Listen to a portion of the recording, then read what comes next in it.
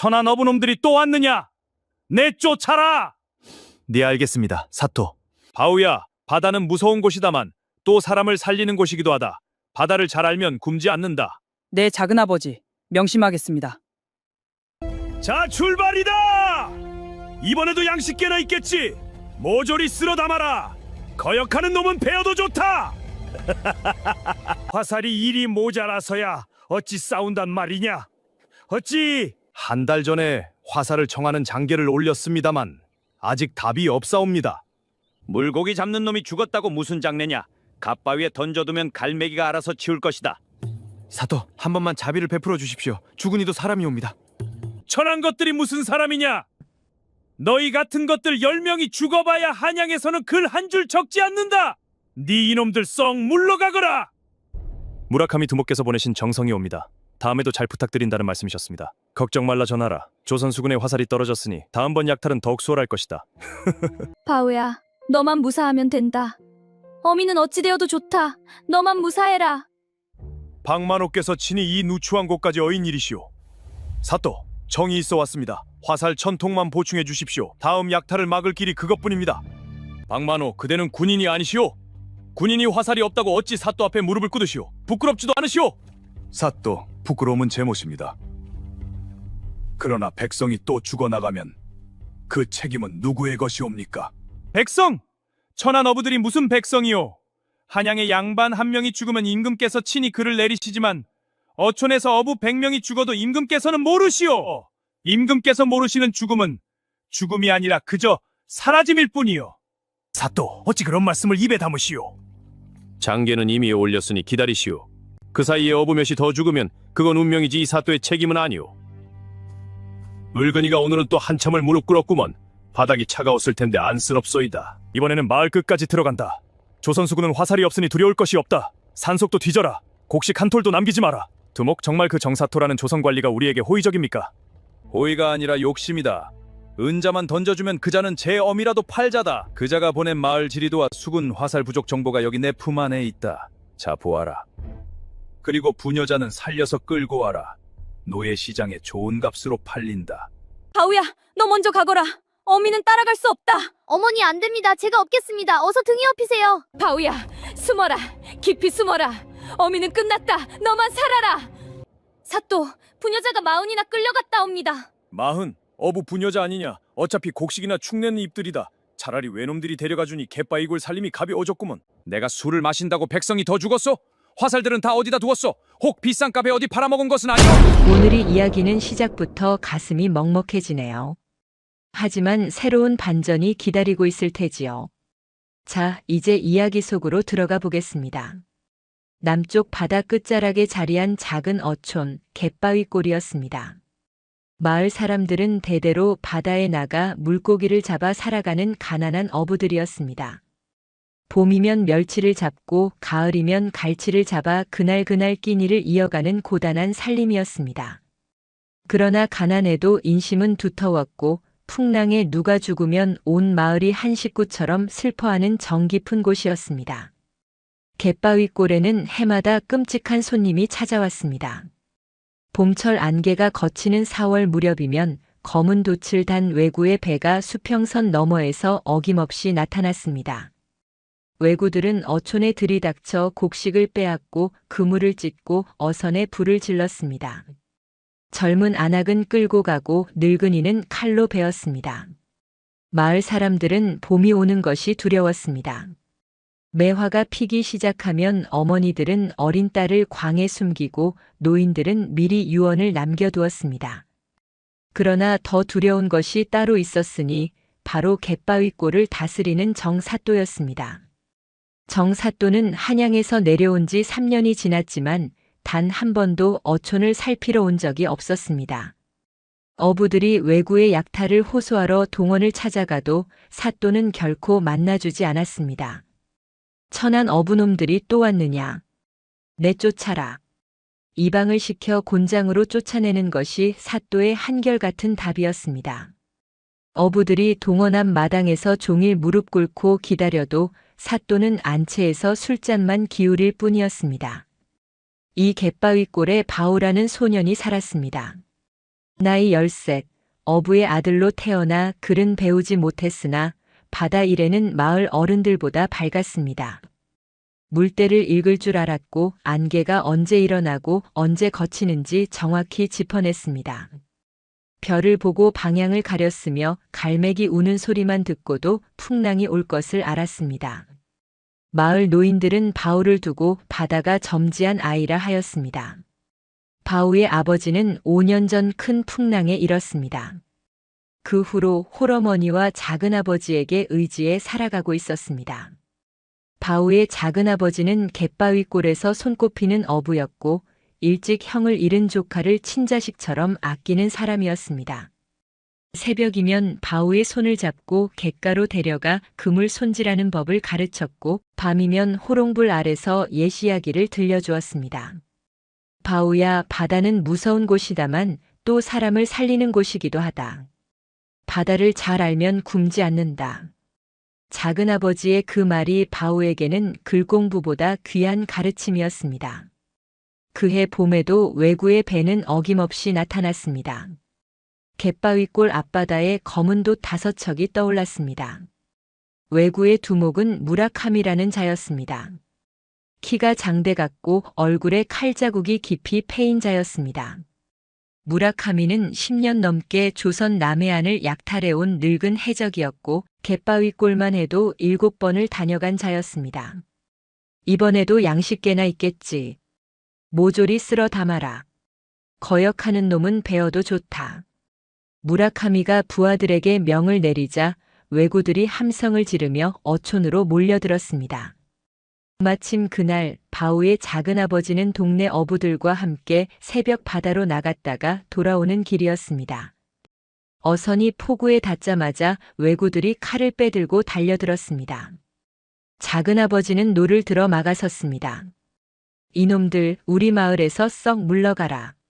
작은아버지가 노를 휘둘러 왜구 하나를 쓰러뜨렸습니다.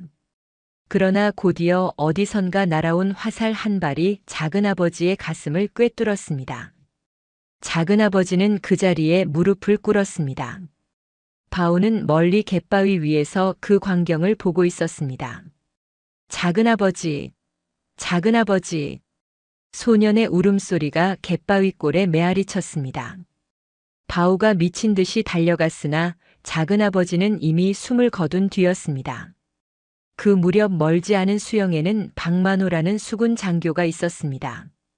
나이 50을 넘긴 노장이었고 청렴하기로 이름난 사람이었습니다. 박만호는 갯바위골 왜구 출몰 소식을 듣자마자 수군 100명을 이끌고 출동했습니다. 그러나 막상 도착하여 화살통을 열어보니 화살은 한 통도 채 남지 않았습니다. 화살이 이리 모자라서야 어찌 싸운단 말이냐. 박만호가 깊은 한숨을 쉬었습니다. 부하 군관이 고개를 숙이며 답했습니다. 한 달 전에 화살을 청하는 장계를 올렸습니다만 아직 답이 없사옵니다. 박만호는 주먹으로 가슴을 쳤습니다. 그러는 사이 왜구들은 마을을 한참 노략질한 뒤 유유히 배를 돌려 바다로 사라졌습니다. 수군이 추격했으나 화살이 없어 손을 쓸 수가 없었습니다. 마을은 폐허가 되어 있었습니다. 초가집 연암은 채가 불타 잿더미가 되었고 죽은 이가 8명이었습니다. 바우는 작은아버지의 시신 곁에 앉아 말없이 눈물만 흘렸습니다. 어머니는 시동생의 시신을 끌어안고 통곡했습니다. 이튿날 어부들은 작은아버지의 장례를 치르기 위해 동원으로 갔습니다. 죽은 이의 신원을 사또에게 알리고 매장 허락을 받는 것이 법도였습니다. 어부들은 거친 손에 작은아버지의 인적을 적은 종이를 들고 동원 마당에 무릎을 꿇었습니다. 한참을 기다린 끝에 정사또가 마지못해 모습을 드러냈습니다. 사또는 어부들을 내려다보며 비웃었습니다. 물고기 잡는 놈이 죽었다고 무슨 장례냐. 갯바위에 던져두면 갈매기가 알아서 치울 것이다. 어부들이 통곡하며 매달렸습니다. 사또 한 번만 자비를 베풀어 주십시오. 죽은 이도 사람이옵니다. 천한 것들이 무슨 사람이냐. 너희 같은 것들 10명이 죽어봐야 한양에서는 글 한 줄 적지 않는다. 썩 물러가라. 이방이 곤장을 들고 어부들을 동원 밖으로 내쫓았습니다. 어부 하나가 곤장에 맞아 이가 부러졌습니다. 바오는 그 광경을 동원 담장 너머에서 지켜보며 작은 주먹을 부르르 떨었습니다. 그날 밤 정사또의 동원 안채에서는 풍악이 울려 퍼졌습니다. 사또는 기생 둘을 양옆에 앉히고 술잔을 기울이고 있었습니다. 그 자리에는 한 사람이 더 있었으니 검은 두건을 쓰고 얼굴을 가린 자였습니다. 그 자가 사또에게 묵직한 보따리 하나를 공손히 건넸습니다. 사또가 보따리를 풀어보니 그 안에 은자가 가득했습니다. 무라카미 두목께서 보내신 정성이옵니다. 다음에도 잘 부탁드린다는 말씀이셨습니다. 사또의 입가에 음흉한 미소가 번졌습니다. 걱정 말라 전하라. 조선 수군의 화살이 떨어진 일은 내가 일러준 것이니 다음번 약탈은 더욱 수월할 것이다. 은자를 챙기는 사또의 눈빛은 얼음장처럼 차갑고 탐욕스러웠습니다. 갯바위골 어부들의 통곡 소리는 그 밤에도 끊이지 않았습니다. 바오는 작은아버지의 시신을 멍석에 싸서 갯바위 한켠에 묻었습니다. 비석도 세우지 못한 그 무덤 앞에서 소녀는 밤하늘을 올려다보며 이를 악물었습니다. 작은아버지가 묻힌 후 한 달이 흘렀습니다. 갯바위골 사람들은 폐허가 된 집을 다시 짓고 부서진 어선을 이어붙이며 하루하루를 버텼습니다. 그러나 사람들의 얼굴에는 늘 두려움이 깔려 있었습니다. 바람이 거세지는 밤이면 마을 사람들은 잠을 이루지 못하고 갯바위 위에 올라 수평선을 살폈습니다. 검은 돛이 다시 나타나지 않을까 하는 두려움 때문이었습니다. 바오는 매일 새벽이면 작은아버지의 무덤을 찾았습니다. 돌무더기 앞에 무릎을 꿇고 한참을 앉아 있다가 갯가에 나가 그물을 손질하고 어머니를 도왔습니다. 어머니는 눈물이 마를 날이 없었습니다. 매일 밤 바오의 손을 꼭 잡고 같은 말을 되풀이했습니다. 바오야, 너만 무사하면 된다. 어미는 어찌 되어도 좋다. 너만. 바오는 어머니의 그 말이 듣기 싫어 매번 고개를 돌렸습니다. 그 무렵 박만호의 마음은 천근같이 무거웠습니다. 화살은 여전히 한 통도 보충되지 않았고 한양에서는 한 달이 지나도록 답이 없었습니다. 청렴한 노장은 마침내 마지막 방도를 결심했습니다. 직접 정사또를 찾아가 무릎이라도 꿇겠다는 결심이었습니다. 평생 누구에게도 머리를 숙인 적이 없는 노장이었으나 백성을 살리기 위해서라면 자존심 따위는 100번이라도 버릴 수 있었습니다. 박만호가 동원 마당에 들어서니 정사또는 평상복 차림으로 돛돌 위에 서서 부채질을 하고 있었습니다. 사또는 박만호를 보더니 입술을 비틀며 웃었습니다. 박만호께서 친히 이 누추한 곳까지 어인일이시오. 한 달 만이로구려. 박만호는 군모를 벗고 마당 흙바닥에 천천히 무릎을 꿇었습니다. 50평생 처음 있는 일이었습니다. 사또 청이 있어 왔습니다. 화살 1000통만 보충해 주십시오. 다음 약탈을 막을 길이 그것뿐입니다. 사또가 돛돌에서 내려와 박만호 앞에 섰습니다. 그러더니 부채로 박만호의 어깨를 툭툭 두드렸습니다. 박만호, 그대는 군인이 아니시오? 군인이 화살이 없다고 어찌 사또 앞에 무릎을 꿇으시오? 부끄럽지도 않으시오? 박만호의 이마에 핏줄이 섰지만 그는 고개를 더 깊이 숙였습니다. 사또, 부끄러움은 제 몫입니다. 그러나 백성이 또 죽어나가면 그 책임은 누구의 것이옵니까? 백성? 천한 어부들이 무슨 백성이요? 한양의 양반 한 명이 죽으면 임금께서 친히 글을 내리시지만 어촌에서 어부 100명이 죽어도 임금께서는 모르시오. 임금께서 모르시는 죽음은 죽음이 아니라 그저 사라짐일 뿐이요. 사또가 부채를 펴 호탕하게 웃었습니다. 박만호의 손이 부르르 떨렸습니다. 사또, 어찌 그런 말씀을 입에 담으시오. 장계는 이미 올렸으니 기다리시오. 그 사이에 어부 몇이 더 죽으면 그건 운명이지 이 사또의 책임은 아니오. 박만호는 말없이 일어섰습니다. 군모를 천천히 다시 쓰고 한마디 인사도 없이 돌아섰습니다. 사또는 그의 등 뒤에 대고 또 한 번 비웃음을 흘렸습니다. 늙은이가 오늘은 또 한참을 무릎 꿇었구먼. 바닥이 차가웠을 텐데 안쓰럽소이다. 박만호의 부하 군관이 칼자루를 잡았으나 박만호가 조용히 손을 들어 막았습니다. 가자. 시간이 없다. 박만호는 그 길로 수영으로 돌아가 부족한 화살을 아껴 쓸 방도와 죽창과 돌팔매를 마련하기 시작했습니다. 그러나 그것으로는 7척의 왜구를 막기에 턱없이 부족했습니다. 그날로부터 다시 보름이 지났습니다. 바람이 잠잠하던 어느 새벽 갯바위골 앞바다에 또다시 검은 돛이 나타났습니다. 이번에는 7척이었습니다. 지난번보다 2척이 더 늘었습니다. 무라카미는 뱃머리에 서서 입가에 잔인한 미소를 띄웠습니다. 이번에는 마을 끝까지 들어간다. 조선 수군은 화살이 없으니 두려울 것이 없다. 산속도 뒤져라. 곡식 한 톨도 남기지 마라. 옆에 있던 부하가 머뭇거리며 물었습니다. 두목, 정말 그 정사또라는 조선 관리가 우리에게 호의적입니까? 혹 함정은 아닐는지요? 호의가 아니라 욕심이다. 은자만 던져주면 그자는 제 어미라도 팔자다. 그자가 보낸 마을 지리도와 수군 화살 부족 정보가 여기 내 품 안에 있다. 부녀자는 살려서 끌고 와라. 노예시장에 좋은 값으로 팔린다. 무라카미가 칼을 빼들어 갯바위골을 가리켰습니다. 7척의 배가 일제히 전진했습니다. 마을 종이 다급하게 울렸습니다. 어부들이 가족을 끌고 산으로 도망쳤지만 이번 왜구는 산까지 쫓아 올라왔습니다. 사또에게서 받은 마을 지리도 덕분이었습니다. 산속 깊이 숨어있던 노인들이 밧줄에 묶여 끌려 나오고 광에 숨겨놓았던 곡식이 모조리 약탈당했습니다. 바오는 어머니의 손을 잡고 산길을 죽기 살기로 달렸습니다. 그러나 어머니는 평소 약한 다리에 힘이 풀려 자꾸 비틀거렸습니다.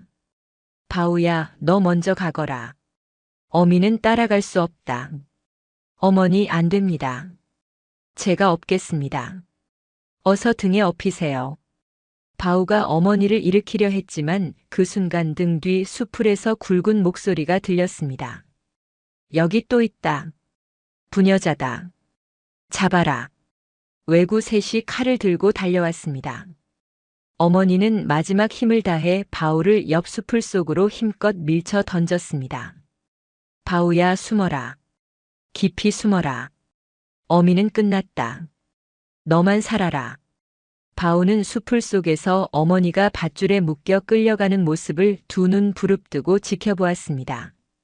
어머니의 흰 저고리 자락이 가시덤불에 걸려 한 조각 찢어져 떨어졌습니다. 바오는 그 천 조각을 부여잡고 입을 두 손으로 틀어막은 채 흐느꼈습니다. 소리를 내면 어머니가 죽임을 당할까 두려워 숨조차 제대로 쉴 수 없었습니다. 그날 무라카미는 갯바위골에서 부녀자 40명을 끌고 갔습니다. 곡식 100가마와 어선 10척에 가득 실린 약탈품도 함께였습니다. 마을은 두 번째 폐허가 되었습니다. 죽은 자가 15이었습니다. 박만호의 수군이 뒤늦게 도착했으나 화살이 부족해 또다시 추격을 포기해야 했습니다. 박만호는 부하들 앞에서 군모를 벗어 땅에 던졌습니다. 내가 군인이라 부를 자격이 있겠는가? 백성이 두 번째 끌려가는데 손가락 하나 까딱하지 못한 자가 무슨 군인이란 말이냐? 부하 군관들이 모두 고개를 숙였습니다. 늙은 노장의 주름진 눈가에 눈물이 맺혀 있었습니다. 그 시각 정사또는 객사에서 술잔치를 벌이고 있었습니다. 기생 5이 둘러앉아 풍악을 울리고 사또는 한 손에 술잔, 다른 손에 부채를 들고 호탕하게 웃었습니다. 갯바위골 소식을 전하러 온 이방의 보고를 듣고도 사또는 술잔을 내려놓지 않았습니다. 어부 몇이 죽었다고. 허허, 나라가 망하기라도 한단 말이냐. 술이나 따라라. 기생 하나가 머뭇거리며 답했습니다.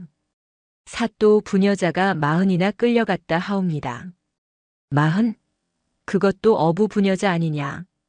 어차피 살아도 한 세상 곡식이나 축내는 입들이다. 차라리 외놈들이 데려가 주니 갯바위꼴 살림이 가벼워졌구먼. 사또가 깔깔 웃으며 술잔을 비웠습니다.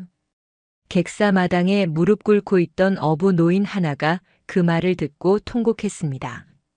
사또, 그 마흔 중에 제 며느리도 있사옵니다. 어린 손주가 어미를 찾아 사흘째 굶고 있사옵니다. 시끄럽다. 누가 저 늙은이를 들이라 했느냐. 끌어내라. 이방이 노인을 끌어내며 발로 옆구리를 걷어찼습니다. 노인은 객사 마당 흙바닥에 엎어져 한참을 일어나지 못했습니다. 박만호가 마침 그 광경을 보고 객사 안으로 들이닥쳤습니다. 기생들이 비명을 지르며 흩어졌고 사또는 술잔을 떨어뜨릴 뻔하다가 가까스로 잡았습니다. 박만호 무엄하시오. 객사의 군모도 벗지 않고 들어오다니. 박만호가 사또 앞에 한 걸음 다가섰습니다. 그의 눈에는 살기가 어려 있었습니다. 사또, 백성이 마흔이 끌려가는 동안 그대는 객사에서 풍악을 울렸소. 이것이 임금이 그대에게 맡긴 본분이오. 사또는 잠시 움찔했으나 곧 부채로 입을 가리며 비웃었습니다. 내가 술을 마신다고 백성이 더 죽었소? 화살이 없는 그대의 책임이 더 크지 않소? 그 화살을 다 어디다 두었소? 혹 비싼 값에 어디 팔아먹은 것은 아니오? 박만호의 칼자루를 쥔 손이 부들부들 떨렸습니다. 그러나 그는 칼을 뽑지 않았습니다. 칼을 뽑는 순간 자신은 군인이 아니라 역적이 됨을 알기 때문이었습니다.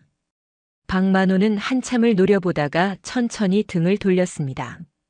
사또가 등 뒤에 대고 또다시 호탕하게 웃었습니다. 늙은이가 화풀이는 잘하는구려. 술이나 한잔하고 가시오. 박만호는 객사 문턱을 넘으며 주먹으로 기둥을 쳤습니다. 늙은 군인의 주먹에서 피가 비쳤습니다. 그날 밤 갯바위골에는 통곡 소리가 끊이지 않았습니다. 어머니를 잃은 자식, 아내를 잃은 남편, 딸을 잃은 노부모가 갯바위에 엎드려 바다를 향해 울었습니다. 바오는 어머니의 찢긴 저고리 조각을 손에 꼭 쥐고 작은아버지의 무덤가에 홀로 앉아 있었습니다.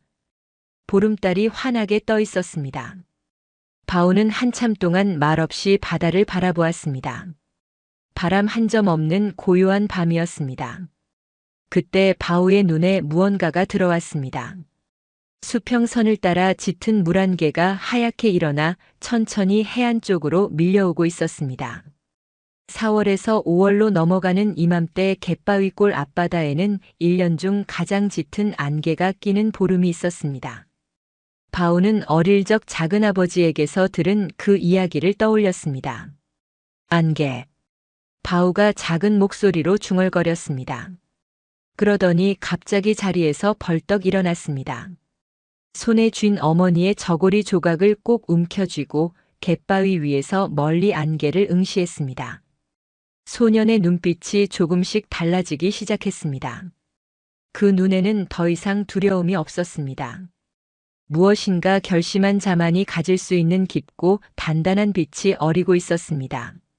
소년의 머릿속에 작은아버지가 농사철에 논에 세워두던 허수아비가 떠올랐습니다. 그리고 산자락에 쌓여있는 갯바위골의 집단 더미가 떠올랐습니다. 그리고 마지막으로 박만호가 텅 빈 화살통을 들고 한숨 쉬던 모습이 떠올랐습니다. 흩어져 있던 세 가지가 소년의 머릿속에서 한 줄로 이어지기 시작했습니다. 바오는 무덤 앞에서 두 손을 가지런히 모으고 깊이 숙였습니다. 작은아버지, 어머니, 두고 보세요. 바오가 반드시. 말을 끝맺지 못하고 소년은 다시 입을 다물었습니다. 그러나 그 작은 가슴 안에서 무언가가 거대하게 일어서고 있었습니다. 그날 밤 갯바위골 마을 회관에는 박만호와 마을 어른들이 모여 있었습니다.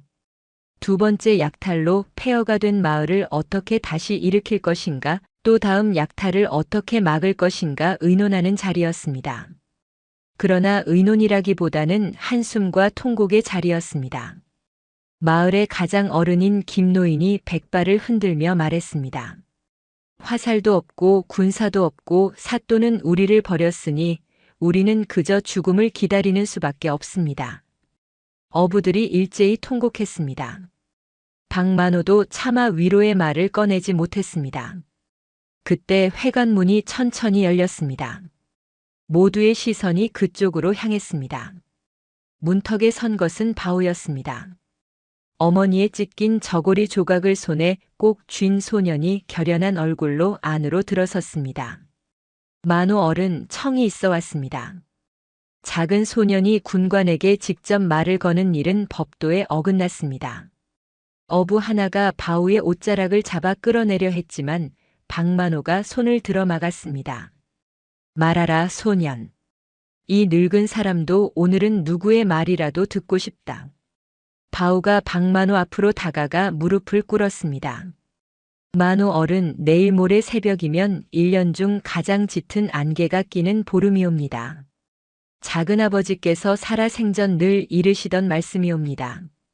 그 안개를 이용하면 화살 없이도 왜구를 잡을 수 있사옵니다. 회관 안이 술렁였습니다. 어부들이 어이없는 얼굴로 바오를 쳐다보았습니다.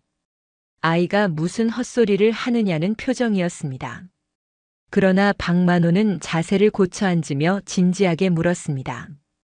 어떻게 잡는단 말이냐? 자세히 말해보라. 바오는 손가락으로 회관 흙바닥에 그림을 그리며 차근차근 설명했습니다. 우선 마을의 짚을 모두 모아 사람 모양 허수아비 수백 개를 만듭니다. 그것을 빈 어선 30척에 7이고 8이고 빽빽이 세웁니다. 안개가 가장 짙은 새벽에 그 배들을 갯바위골 앞바다 깊은 곳으로 띄워보냅니다. 안개 속에서는 사람과 허수아비를 구분할 수 없사옵니다.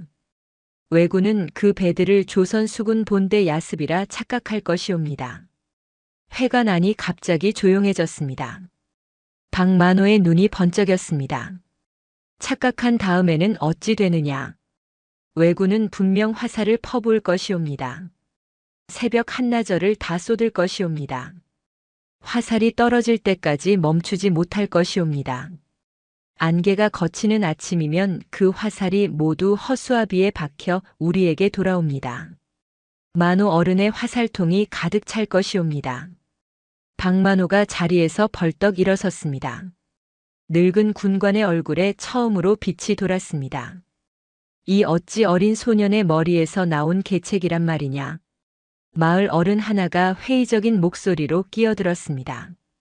그러나 만호 어른, 만약 안개가 예상만큼 짙지 않으면 어찌하옵니까? 또 왜구가 속지 않으면 어찌하옵니까? 바오가 다시 입을 열었습니다. 안개는 반드시 끼옵니다. 작은아버지께서 10년을 한 번도 틀린 적이 없으셨사옵니다. 그리고 무라카미는 사또에게서 우리 수군 화살이 부족하다는 정보를 받았사옵니다. 그러니 조선 수군이 야습할 것이라 결코 의심하지 않을 것이옵니다. 오히려 자신들이 먼저 공격하는 줄 알고 신이 나서 화살을 퍼부을 것이옵니다. 박만호가 무릎을 치며 외쳤습니다. 옳다. 그놈들의 자만이 그놈들의 무덤이 되겠구나. 어른들 모두 이 소년의 말을 따르겠소이까. 마을 어른들이 한참을 서로의 얼굴을 바라보았습니다. 김노인이 천천히 일어나 바오의 작은 어깨를 잡고 고개를 끄덕였습니다. 이 늙은 몸이 따르겠습니다. 어차피 죽을 목숨이라면 한번 해보고 죽는 것이 낫습니다. 저도 따르겠습니다. 저도 따르겠습니다. 어부들이 차례로 일어섰습니다. 회관 90명 모두가 일어서기까지 잠깐의 시간도 걸리지 않았습니다. 그날 밤부터 갯바위골은 잠을 자지 않았습니다. 마을의 모든 집단이 쏟아져 나왔습니다. 곡식 창고의 집, 지붕에 얹어두었던 여분의 집, 산자락에 쌓아둔 겨울집, 모두 회관 마당에 산처럼 쌓였습니다. 어부들과 안악들과 노인들이 둘러앉아 짚을 엮기 시작했습니다. 머리는 둥글게 하고 어깨는 떡 벌어지게 만들어야 합니다. 안개 속에서 사람으로 보이려면 그래야 합니다. 바우가 일일이 다니며 모양을 잡아주었습니다. 작은 소년이 마을 어른들에게 가르치는 모습이었으나 누구도 비웃지 않았습니다. 새벽이 될 무렵 집 허수아비 209가 마당에 줄지어 섰습니다. 멀리서 보면 정말 사람들이 도열해 있는 듯 했습니다. 옷도 입혀야 합니다. 흰 옷이라면 더 좋습니다. 안개 속에서 흰 옷이 더 또렷이 보입니다. 마을 사람들이 자기들이 입던 흰 저고리와 바지를 벗어 가져왔습니다. 어떤 노인은 죽은 자식이 입던 옷을 가져왔고 어떤 안악은 끌려간 딸이 입던 옷을 가져왔습니다. 옷 한 벌 한 벌이 사연을 담고 있었습니다. 허수아비의 그 옷들이 입혀지자 마치 죽은 자들과 끌려간 자들이 다시 살아 돌아온 듯 했습니다. 마을 사람들은 허수아비를 어루만지며 한참을 흐느꼈습니다. 낮이 되자 박만호가 수군 군관 5과 함께 도착했습니다. 박만호는 회관 마당에 도열한 집 허수아비 209를 보고 한참을 말없이 서 있었습니다. 이것이 모두 갯바위골 사람들의 손에서 나왔단 말이냐? 그렇다옵니다, 만호 어른. 박만호가 바우의 머리를 가만히 쓰다듬었습니다. 이 마을 사람들은 죽지 않을 것이다. 이 소년 한 명이 마을을 살리겠구나. 박만호가 데려온 수군들이 빈 어선 30척을 갯바위골 포구에 모았습니다. 어부들이 집 허수아비를 한 척에 7구씩 빽빽이 실어 세웠습니다. 흰 저고리를 입은 허수아비들이 안개 없는 햇볕 아래에서는 우스워 보였지만 누구도 웃지 않았습니다. 모두 알고 있었습니다. 오늘 밤이면 이 우스운 허수아비들이 자기들의 목숨을 살릴 것을. 해가 지고 4월의 마지막 보름달이 떠올랐습니다. 바우의 예언대로 수평선에서 짙은 물안개가 일어나기 시작했습니다.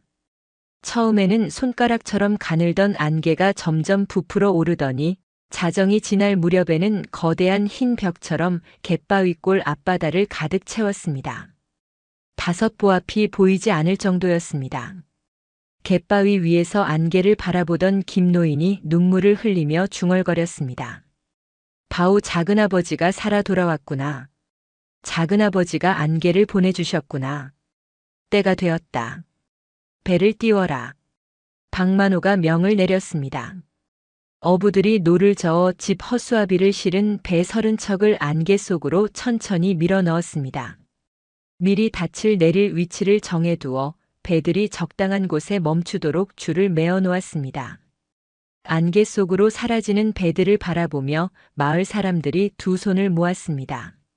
어떤 어머니는 끌려간 딸의 이름을 부르며 빌었고 어떤 노인은 죽은 아들의 이름을 부르며 빌었습니다.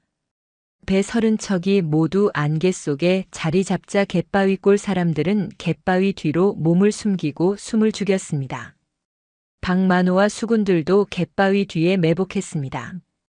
바우는 박만호 옆에서 어머니의 저고리 조각을 꼭 쥐고 있었습니다. 한편 그 시각 무라카미의 검은 돛 7척은 갯바위골 앞바다 심리 밖에 떠 있었습니다. 무라카미는 이번에는 갯바위골을 완전히 쓸어 없앨 작정이었습니다.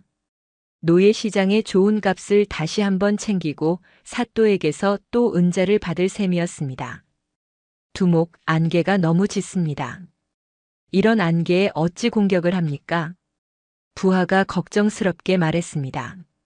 무라카미는 칼자루를 만지며 비웃었습니다. 어리석은 놈. 안개 속이라면 우리가 더 유리하다. 조선 어부들은 안개 속에서 도망갈 곳이 없다. 그러나 그 순간 망루 위에서 망보던 부하가 다급하게 외쳤습니다. 두목. 안개 속에 검은 그림자가 보입니다. 배입니다. 한두 척이 아닙니다. 수십 척이 일제히 다가옵니다. 무라카미가 망루로 뛰어 올라갔습니다. 안개 속을 응시하니 과연 어렴풋한 흰 그림자들이 줄지어 늘어서 있었습니다. 흰 옷을 입은 사람들이 빽빽이 들어선 모양이었습니다. 무라카미의 얼굴이 굳었습니다. 조선 수군 본대 야습이다. 사또가 거짓을 말한 것인가 아니면 한양에서 군선을 보낸 것인가. 부하들이 우왕좌왕했습니다. 무라카미가 칼을 빼들어 외쳤습니다. 전군 활을 들어라. 안개 속으로 화살을 쏟아부어라. 한 발도 아끼지 마라. 저놈들이 가까이 오기 전에 모조리 쓸어 없애야 한다. 7척의 배에서 일제히 화살이 날아갔습니다. 안개 속으로 검은 소나기가 쏟아지듯 화살이 퍼부어졌습니다. 화살 한 발이 집 허수아비의 머리에 박혔습니다. 또 한 발이 어깨에 박혔습니다. 또 한 발이 가슴에 박혔습니다. 그러나 허수아비들은 쓰러지지 않았습니다. 빽빽이 세워둔 까닭에 한 구가 흔들려도 옆 허수아비에 기대어 자리를 지켰습니다. 무라카미는 어둠 속에서 그림자들이 흔들리기만 할 뿐 좀처럼 쓰러지지 않는 모습을 보고 더욱 당황했습니다. 왜 쓰러지지 않는다? 더 쏘아라. 더. 무라카미가 미친 듯이 외쳤습니다. 부하들은 화살통 하나를 다 비우고 다음 화살통을 열었습니다. 또 비우고 또 열었습니다. 새벽이 가까워질 때까지 7척의 배에서 한순간도 쉬지 않고 화살이 쏟아졌습니다. 부하 하나가 떨리는 목소리로 보고했습니다. 두목 화살이 거의 다 떨어져 갑니다. 남은 것이 한 통도 채 되지 못합니다. 무라카미는 안개 속을 노려보며 이를 갈았습니다. 그러나 안개 속의 흰 그림자들은 여전히 빽빽이 늘어서 있었습니다. 한 발도 물러서지 않은 채로. 갯바위 뒤에 숨어 있던 마을 사람들은 멀리 안개 속에서 들리는 화살 소리에 가만히 귀를 기울였습니다. 화살 소리는 4월 새벽의 빗소리처럼 끊이지 않고 이어졌습니다. 바우가 박만호의 손을 꼭 잡았습니다. 박만호도 바우의 작은 손을 굳게 마주 잡았습니다. 늙은 군관의 눈가에 다시 한번 빛이 돌고 있었습니다. 새벽이 밝아왔습니다. 4월의 안개가 천천히 걷히기 시작했습니다. 갯바위 뒤에 숨어 밤을 새운 마을 사람들이 일제히 일어나 안개 너머를 바라보았습니다. 안개가 마지막 한 자락마저 사라졌을 때 갯바위골 앞바다에는 믿을 수 없는 광경이 펼쳐져 있었습니다. 30척의 빈 어선마다 집 허수아비 200구가 그대로 서 있었습니다. 그러나 그 허수아비들의 모습은 어젯밤과 사뭇 달랐습니다.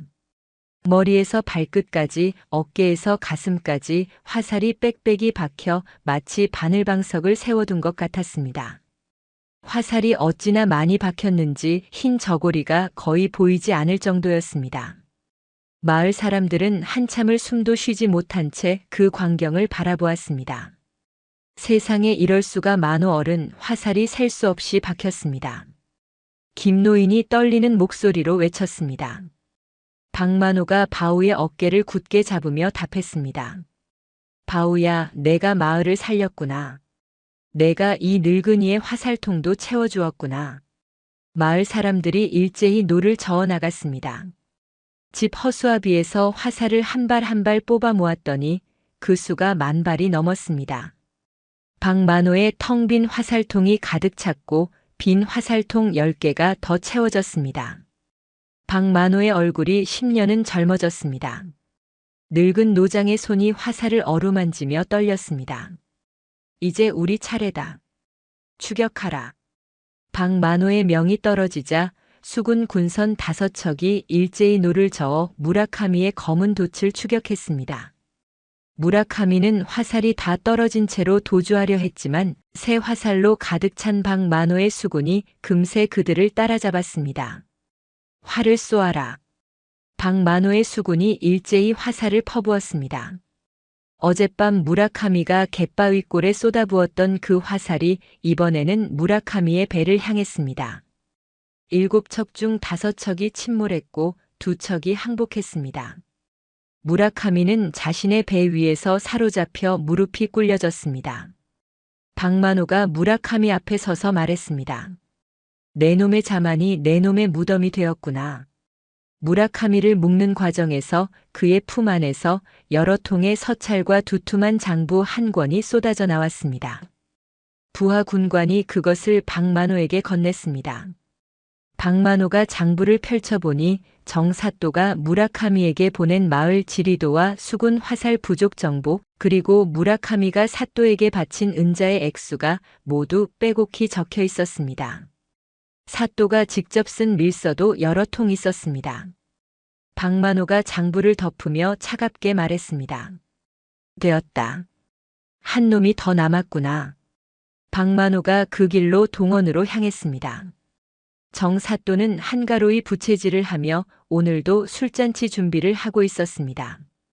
박만호가 동원 마당에 들이닥치자 사또가 또다시 비웃었습니다. 박만호, 또 무릎을 꿇으러 오셨소이까? 오늘은 무엇을 청하러 오셨소?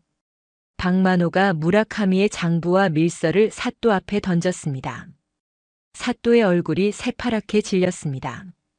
손에 들고 있던 부채가 마당 흙바닥에 떨어졌습니다.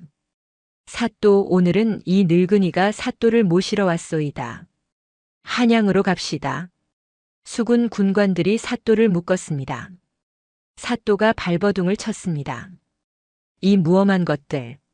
내가 누군 줄 알고. 내가 사또다.